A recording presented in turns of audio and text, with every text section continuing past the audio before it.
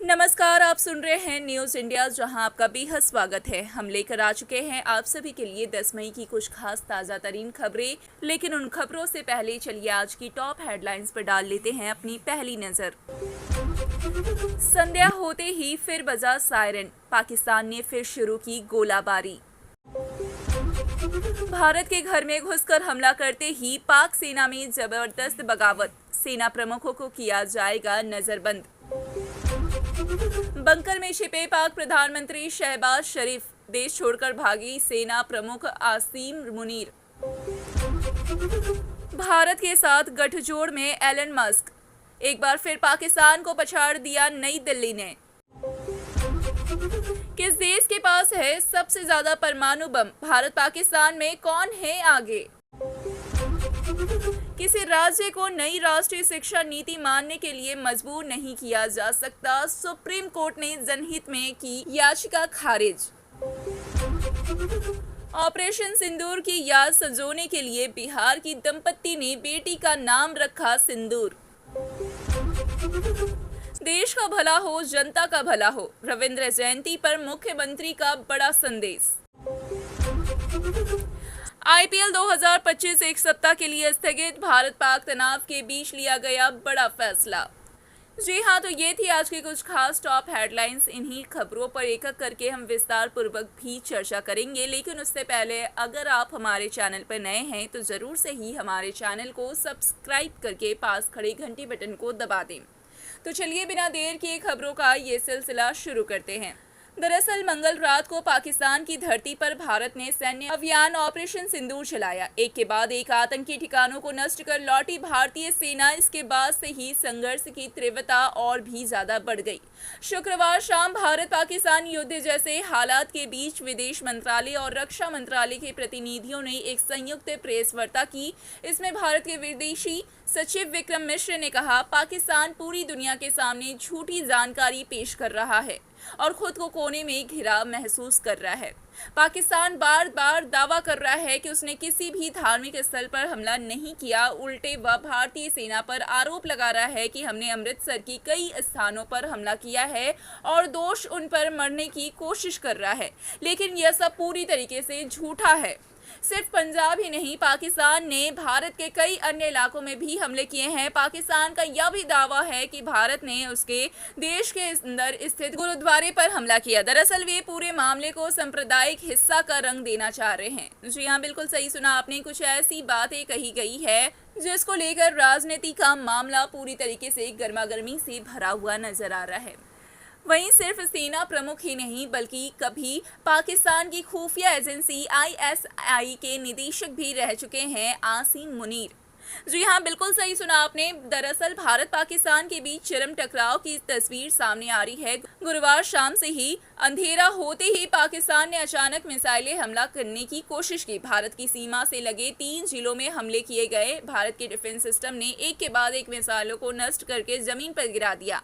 इसी बीच पाकिस्तान से एक बड़ी खबर सामने आ रही है। हटाए जा रहे हैं पाकिस्तान के सेना प्रमुख जनरल आसिम मुनीर। जी हाँ, विभिन्न सूत्रों के अनुसार पाक सेना के भीतर खुद मुनीर के खिलाफ ही बगावत शुरू हो गई है। इसके बाद ही उन्हें हटाने की प्रतिक्रिया कहीं ना कहीं तेज हो गई है। डीएनए मीडिया में प्रकाशित रिपोर्ट के अनुसार मुनीर को पहले से ही एक गुप्त स्थान पर नजरबंद कर लिया गया है। उन्हें सेना को अदालत में पेश की जाने की बात कही है। आरोप है कि उन्होंने अपने निजी स्वार्थ के लिए देश को विनाश के रास्ते पर धकेल दिया है। उनकी जगह शमशाद मिर्जा को एक नया सेना प्रमुख बनाया जा सकता है। यहीं सूत्रों के अनुसार पाकिस्तान के पूर्व प्रधानमंत्री इमरान खान को भी जेल से रिहा किया जा सकता है। गौरतलब है कि आसिम मुनीर कभी पाकिस्तान की जासूसी एजेंसी आईएसआई के प्रमुख रह चुके हैं। कैडेट के रूप में ऑफिसर्स ट्रेनिंग स्कूल में उन्हें सम्मानित भी किया गया था। पारंपरिक शिक्षा के साथ साथ उनकी धार्मिक शिक्षा भी थी, जिससे उन्हें विशेष प्राथमिकता मिलती थी। उन्होंने रिवालपिंडी के एक इस्लामिक सेमिनार से धार्मिक शिक्षा प्राप्त की थी। वहीं भारत ने पहले ही सियालकोट, रावलपिंडी और पेशावर में विनाशकारी हमले किए हैं। दूसरी ओर शाम से पाकिस्तान की ओर से राजस्थान, कश्मीर और पंजाब के कई हिस्सों में ड्रोन और मिसाइलें हमले किए जा रहे हैं और इसकी कई बार नापाक कोशिश भी की गई है, लेकिन पाक की सेना कुछ नहीं कर पाई है। लगातार हो रहे हमले को भारत ने पूरी तरह नाकाम कर दिया है। पाकिस्तान भले ही आंखें दिखाने की कोशिश कर रहा हो, लेकिन भारतीय सेना के सामने टिक नहीं पा रही है पाकिस्तानी की सेना। भारत अब तक पाकिस्तान के 7 बड़े शहरों पर हमला कर चुका है। जी हां, बिल्कुल सही सुना आपने। इसमें इस्लामाबाद और कराची भी शामिल है। सूत्रों के अनुसार पाक प्रधानमंत्री शहबाज शरीफ का हौसला पस्त हो गया है और वह अब बंकर में छिपे हुए हैं। वहीं खबर यह भी है कि पाकिस्तान के सेना प्रमुख आसिम मुनीर देश छोड़कर भाग चुके हैं। क्या पाकिस्तान में अब सेना तख्ता पलट की स्थिति बन रही है? क्या जनरल शाहरयार शमशाद मिर्जा बनेंगे नया सेना प्रमुख? यही अब करोड़ों का सवाल बन गया है। इसी बीच एक खबर आई है कि ABY 553 नंबर की एक व्यावसायिक उड़ान लाहौर से उड़ने की कोशिश कर रही थी। क्या उसी विमान से भागे हैं आसिम मुनीर? इसको लेकर कयास तेज है। इसके अलावा पाकिस्तान द्वारा भारत पर किए गए ड्रोन और मिसाइलों हमलों की बुरी तरीके से विफलता हुई है। पाकिस्तान हथियार भारत की एंटी ड्रोन सिस्टम के सामने बिल्कुल बेकार साबित हुए हैं और ऐसे जैसे कटे हो केले के कोई पेड़ इस तरीके से नजर आ रहे हैं। जी हाँ, बिल्कुल सही सुना आपने। और इसी के साथ आगे खबरों का सिलसिला जारी रखते हुए दूसरी खबर पर जाते हैं, जहां जारी किया गया है लेटर ऑफ इंटेंट। जी हाँ, बिल्कुल सही सुना आपने। दरअसल जानकारी के अनुसार मस्क की एक नई कंपनी के साथ साथ अंबानी की जियो सैटेलाइट कम्युनिकेशन के लिए भी एक लेटर जारी किया गया है। स्टारलिंक भारत में आने वाला है। पाकिस्तान के साथ युद्ध जैसे हालात के बीच में भारत न सिर्फ जवाबी कार्रवाई की है, बल्कि विकास के मोर्चे पर भी अपने पड़ोसी देश को मात दे ही दी है। जहां पाकिस्तान में अभी बातचीत की शुरुआत भी नहीं हुई, वहीं नई दिल्ली ने पहले ही एलन मस्क की स्टारलिंक को लेकर पक्की बातचीत कर ली है। समाचार एजेंसी PTI के सूत्रों के अनुसार भारत सरकार और स्टारलिंक के बीच बातचीत काफी आगे बढ़ गई है। केंद्र सरकार ने एक लेटर ऑफ इंटेंट भी जारी कर दिया है। पिछले मार्च में केंद्रीय दूरसंचार मंत्री अश्विनी वैष्णव ने सोशल मीडिया पर स्टारलिंक का स्वागत करते हुए एक वीडियो संदेश पोस्ट किया था, जिसे बाद में डिलीट कर दिया गया था। इसके साथ ही अटकलें लगाई जा रही थी कि स्टारलिंक बहुत जल्द भारत में प्रवेश कर सकती है। अब PTI की रिपोर्ट के मुताबिक वह दिन और करीब भी आ चुका है।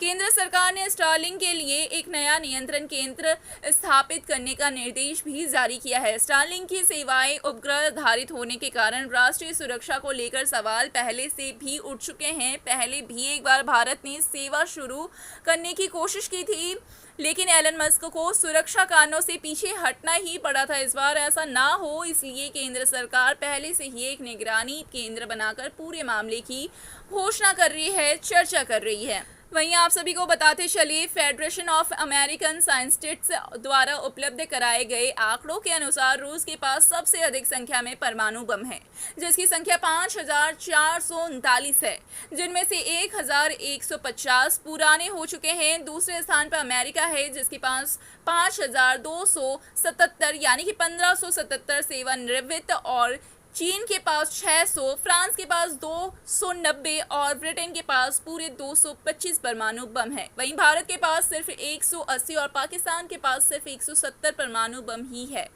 यानी भारत और पाकिस्तान के परमाणु बम की अगर तुलना की जाए तो ज्यादा खास अंतर देखा नहीं जा रहा है। वहीं किसी राज्य पर नई नीति शिक्षा थोपना संभव नहीं है। शुक्रवार को एक मामले की सुनवाई के दौरान सुप्रीम कोर्ट ने यह स्पष्ट टिप्पणी की। न्यायमूर्ति JB पारदीवाला और न्यायमूर्ति R महादेवन ने साफ तौर पे कहा कि केंद्र की नई राष्ट्रीय शिक्षा नीति NEP को लागू करने के लिए किसी राज्य को बाध्य नहीं किया जा सकता है। भारत के कई राज्य जैसे पश्चिम बंगाल, तमिलनाडु, केरल, जो कि गैर भाजपा शासित है, इस नई शिक्षा नीति पर आपत्ति जता चुके हैं।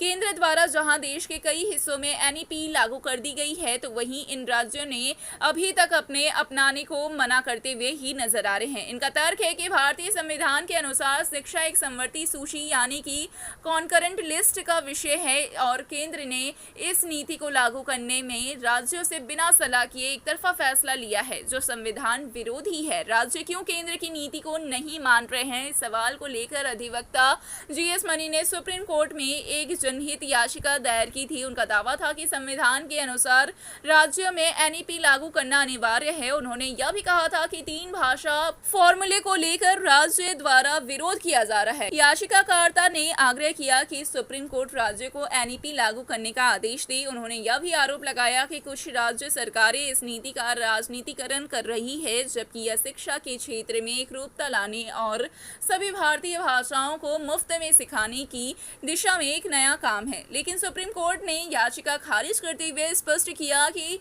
वह किसी राज्य को कोई नई शिक्षा नीति लागू करने के लिए बाध्य नहीं कर सकती है। हाँ, यदि किसी राज्य का कदम नागरिकों के मौलिक अधिकारों का उल्लंघन करता है तभी अदालत हस्तक्षेप कर सकती है।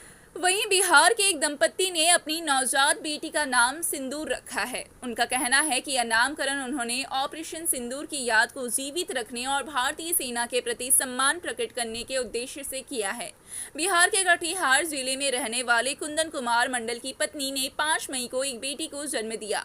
संयोग से उसी रात भारत ने पाकिस्तान के खिलाफ जवाबी सैन्य कार्रवाई की, जिसका नाम दिया गया था ऑपरेशन सिंदूर। जैसे ही अगली सुबह पूरे देश में इस सैन्य अभियान की चर्चा शुरू हुई, कुंदन अस्पताल पहुंचकर अपनी बेटी का नाम सिंदूर रखते हुए नजर आए। एक समाचार माध्यम से बातचीत में कुंदन ने कहा, भारतीय सेना हमारे गर्व का कारण है। जिस तरह से निर्दोष लोगों को आतंकवादियों ने मारा, उसका सेना ने मुंहतोड़ जवाब दिया है। उसी क्षण को संजोने के लिए हमने अपनी बेटी का नाम सिंदूर रखा है।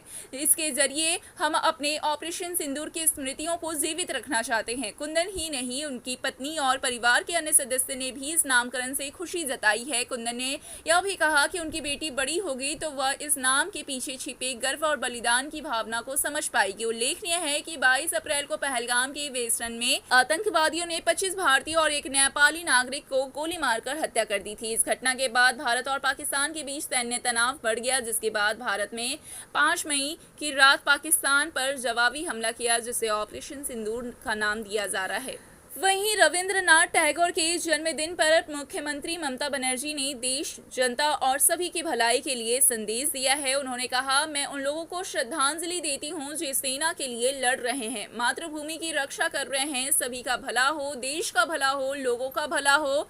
मुख्यमंत्री ने आगे कहा, हम अपनी सुबह, दोपहर, शाम, रात, यहाँ तक कि दुख और खुशियों में भी कवि गुरु से सीखते हैं। हम इन दिनों के दौरान थोड़ा और रविंद्र चर्चा करते हैं। जी हाँ, वहीं आईपीएल 2025 एक सप्ताह के लिए स्थगित। भारत पाक तनाव के बीच लिया गया है यह बड़ा फैसला, जहां आईपीएल 2025 को फिलहाल एक सप्ताह के लिए स्थगित कर दिया गया है। भारत और पाकिस्तान के बीच बढ़ते सीमा तनाव को देखते हुए यह फैसला लिया गया है। गुरुवार को धर्मशाला के एचपीसीए स्टेडियम में पंजाब किंग्स और दिल्ली कैपिटल्स के बीच का मैच आधे में ही रद्द करना पड़ा, जिसके बाद ही यह संकेत मिलना शुरू हो गया था कि हालत सामान्य नहीं है। बीसीसीआई की ओर से जारी आधिकारिक बयान में कहा गया कि आईपीएल गवर्निंग काउंसिल ने भी फ्रेंचाइजी, ब्रॉडकास्ट स्पॉन्सर्स और फैंस की चिंता और भावनाओं को ध्यान में रखते हुए यह निर्णय लिया है। हमारी सशस्त्र सेनाओं पर पूरा विश्वास है, लेकिन सभी हितधारकों की सुरक्षा को प्राथमिकता देना हमारा कर्तव्य है। द इंडियन एक्सप्रेस के पत्रकार देवेंद्र पांडे और विकेंड कृष्ण बी के मुताबिक यह फैसला भारत सरकार से विचार विमर्श करने के बाद ही लिया गया है, क्योंकि मौजूदा समय टूर्नामेंट को आगे बढ़ाने के लिए उपयुक्त नहीं है। जी हाँ, बिल्कुल सही सुना आपने। तो इस पे क्या कुछ कहना चाहेंगे आप, हमें कमेंट करके ज़रूर बताएं। साथ ही ऐसी और तमाम खबरों के लिए हमारे चैनल को सब्सक्राइब करके पास खड़ी घंटी बटन को दबा दें, ताकि ऐसी और तमाम खबरें सही समय पर आप तक पहुंचती रहे। तो जी हाँ, आपके साथ मिलते हैं अब इसी तरह के किसी दूसरे वीडियो के साथ। तब तक के लिए जय हिंद, वंदे मातरम।